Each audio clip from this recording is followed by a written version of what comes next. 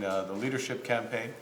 We will be eliminating the Canada fuel charge, the consumer fuel charge, immediately. And we will be ensuring that those Canadians who have received rebates will continue to receive a rebate in the next quarter. The next payment is before the end of April. This will make a difference to hard-pressed Canadians, but it is part of a much bigger set of measures that this government is taking to ensure that we fight against climate change, that our companies are competitive, and the country moves forward. So it's my honor, on behalf of my colleagues, to sign this order.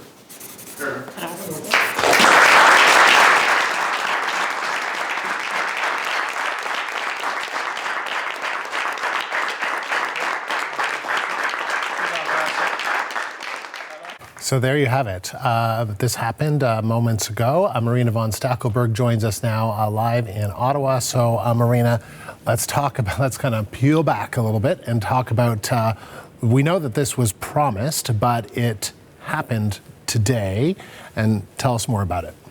Yeah, it happened very fast. Mark Carney, when speaking with reporters earlier today, hinted that this could be coming immediately, essentially as quickly as he could do it, and that's what we in fact saw. So right after being appointed, the new Prime Minister, he met with his cabinet. It's interesting, too, to see Mark Carney in there with his cabinet. That's kind of a unique thing. Normally, the press, people are not allowed into that cabinet room when they're in their meeting. And so the fact that media were brought in there to see Mark Carney sign that is a significant sort of marker and a significant strategy there from the Liberal government. Mark Carney himself was an advocate for the consumer price on carbon, but like many Liberals has moved away from it just because it became so wildly unpopular with the Canadian public. He also pointed out there that the rebate will continue. The next installment of the rebate will continue. It was interesting, too. You see the cabinet coming out and they all kind of pour out of there very quickly, usually. This was the first cabinet meeting with the new Prime Minister. And we saw Cody Blois talking to the media. And he actually kind of came right up and said, we're getting rid of the carbon tax. The Prime Minister just signed it.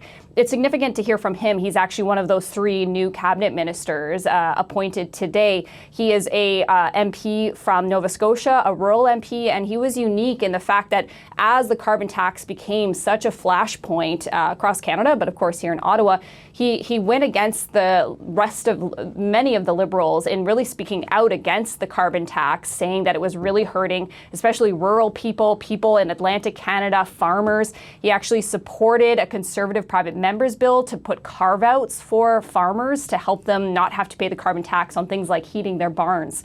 And so he became quite a critic of the Trudeau Liberal government. He is now part of the Carney Liberal government as a cabinet minister. So you're seeing that action there happening quite quickly. Also, Chrystia Freeland taking questions. She is back in cabinet after leaving in December. We'll remember it was quite an extreme situation where she was supposed to present the fall economic update for the federal government and then resigned that morning. She's back in Mark Carney's cabinet now as the Transport and Internal Trade Minister.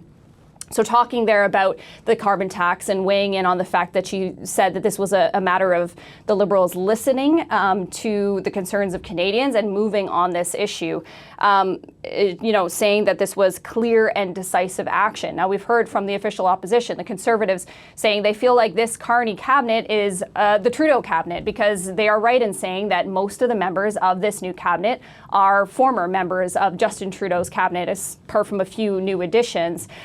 And they're concerned that, the Liberals could, if they wanted to, bring back carbon pricing. Will that happen? Well, I don't think politically it would be a good sign for the Liberals. And so then the question now going forward is, where do we go from here? We know that although Carney was coy when asked about it earlier today, about what he was going to do next when he was going to call an election, all signs point to the fact that we will be heading into an election probably in the next week or so. And you only have to look at the opposition saying they are willing to bring down the government at the earliest possible time to know that the Liberals would quite likely want to call an election on their own terms here. Marina, thank you. Another busy day in Ottawa. Marina von Stackelberg.